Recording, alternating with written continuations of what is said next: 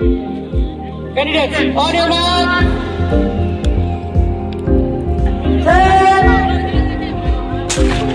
খাতড়া মহকুমার 40তম বার্ষিক ক্রীড়া প্রতিযোগিতা অনুষ্ঠিত হলো সারেঙ্গার কুসুম টিকরি হাই স্কুল মাঠে। জাতীয় পতাকা উত্তোলনের মাধ্যমে অনুষ্ঠানের সূচনা হয় 40তম মহকুমা স্তরীয় জোনাল বার্ষিক ক্রীড়া প্রতিযোগিতার।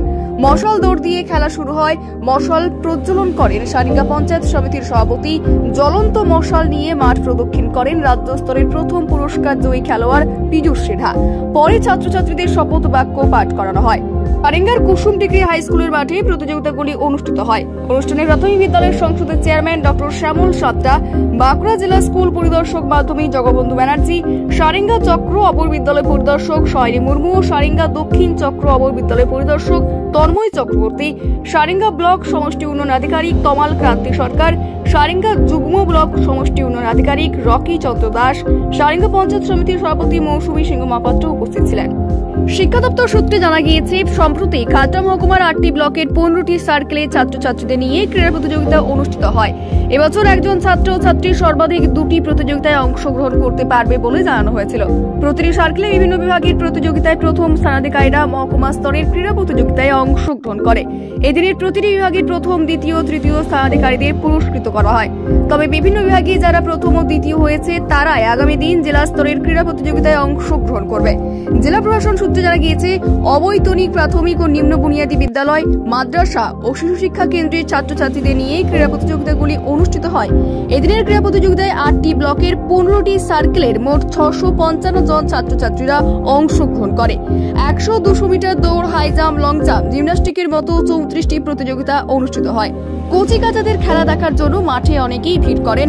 প্রাক্তন মন্ত্রী তথা বর্তমান প্রাথমিক শিক্ষা সংসদের চেয়ারম্যান শ্যামল সাঁতরা বলেন, পড়াশোনার পাশাপাশি খেলাধুলার মাধ্যমে জীবনে প্রতিষ্ঠিত হওয়া সম্ভব।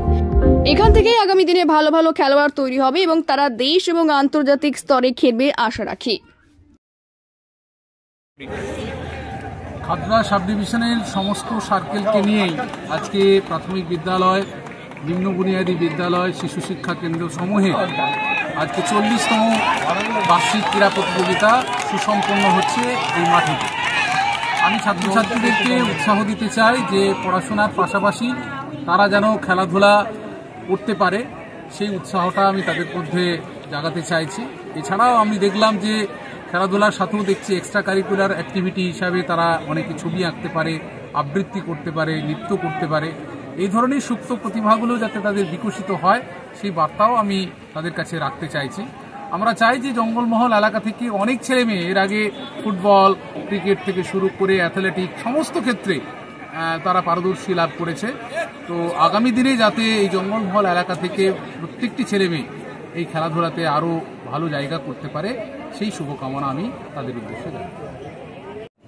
আগামীর উদ্দেশ্য হচ্ছে যাতে যার যে প্রতিভা আছে সেই প্রতিভাকে সর্বনিম্ন স্তর থেকে খুঁজে বের করে আমাদের রাজ্য বা জাতীয় বা আন্তর্জাতিক স্তরে যাতে আমাদের এই এলাকার ছেলেমেয়েরাও অংশগ্রহণ করতে পারে, সেই উদ্দেশ্যে আমাদের প্রতিভা খুঁজে বের করানোর জন্য এই ক্রীড়া প্রতিযোগিতা আয়োজন করা।